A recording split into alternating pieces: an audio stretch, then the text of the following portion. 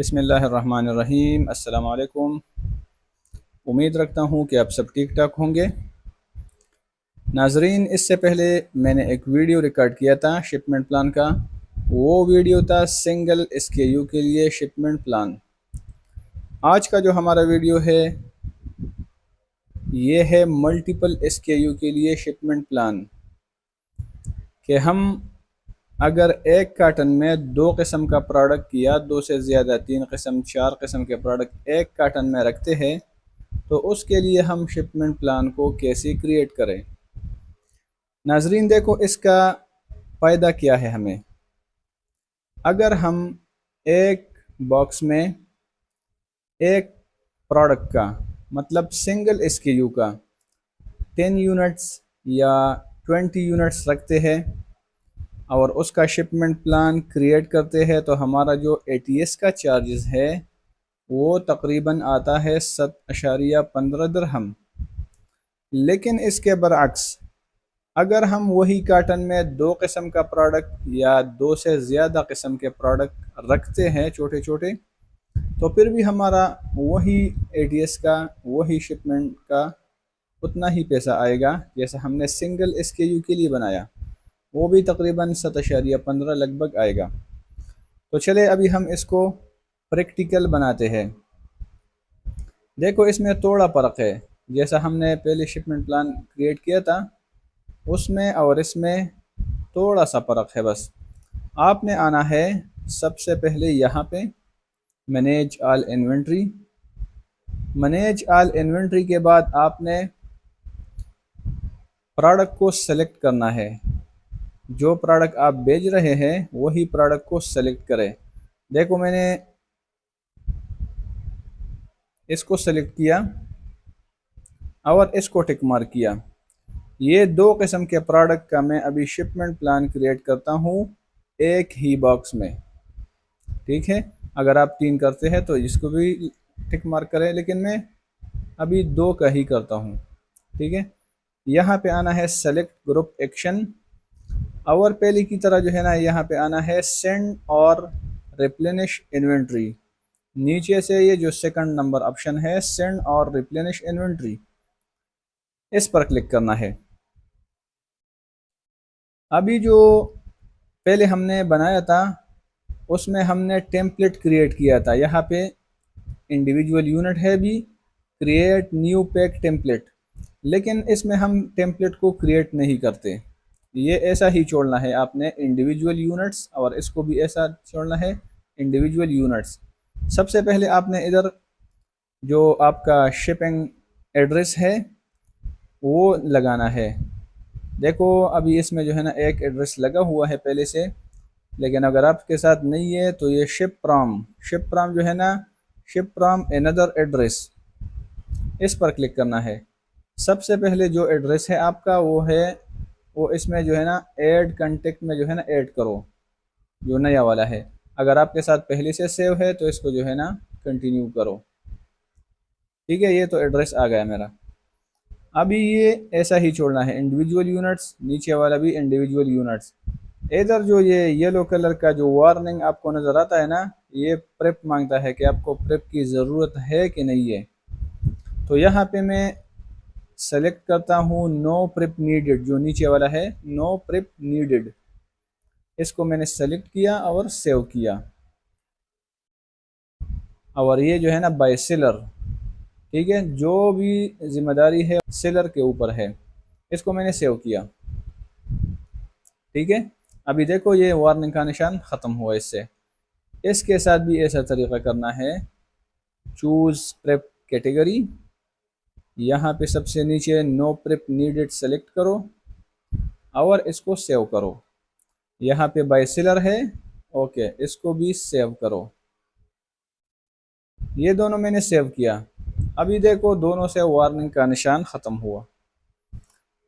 इधर जो बॉक्सेस है वो हिडन है। ठीक है, यहाँ पे आपने सिर्फ यूनिट डालना है। इसी प्रोडक्ट का मैं 15 यूनिट्स अमेज़ॉन के वेयरहाउस में बेच रहा हूँ और इसका भी 15 यूनिट्स, टोटल कितना हुआ 30 यूनिट्स। इसको रेडी टू पैक करो और इसको भी रेडी टू पैक करो। इसके बाद आपने क्या करना है, इसके लिए जो SKU लेबल है वो प्रिंट करना है। तो यहाँ से आप SKU लेबल प्रिंट करो पहले की तरह। इधर आपका टेम्पलेट आप चेंज कर सकते हैं, लेकिन मेरे को जो है ना 44 अब चाहिए। तो ये है प्रिंट, ये प्रिंट हो गया और ये भी प्रिंट, ये भी प्रिंट हो गया। कहाँ पे आया अभी देखो, ये भी मैं दिखाता हूँ। यहाँ पे मेरे साथ इसी प्रोडक्ट का 15 यूनिट आया और ये जो दूसरा वाला है इसका भी मेरे साथ देखो 15 यूनिट इसका भी आया। लेबल का काम तो मेरा हो गया। अभी इसको जो है ना पैक इंडिविजुअल यूनिट्स इस पर क्लिक करना है नीचे, ठीक है। पैक इंडिविजुअल यूनिट्स, देखो अभी ये जो है ये खुला कार्टन, ये है एक कार्टन सिंगल SKU जो सिंगल कार्टन होता है, और ये है मल्टीपल कार्टन। तो ये जो नीचे दो ऑप्शन दिया है ना, everything will fit into one box, multiple boxes will be needed. अगर आप ये दो किस्म का प्रोडक्ट अभी एक ही कार्टन में रखते हैं तो ये जो ऊपर वाले निशान है इसको टिक मार्क करो। क्या लिखा है इसने, everything will fit into one box.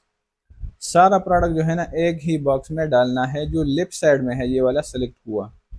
और नीचे वाला जो है मल्टीपल बॉक्स वाला, ये जो राइट वाला है इसको सेलेक्ट करना है। लेकिन मैं एक ही बॉक्स में ये दो किस्म प्रोडक्ट भेज रहा हूँ, तो इसीलिए मैंने ऊपर वाला सेलेक्ट किया, everything will fit into one box, ठीक है, कंफर्म।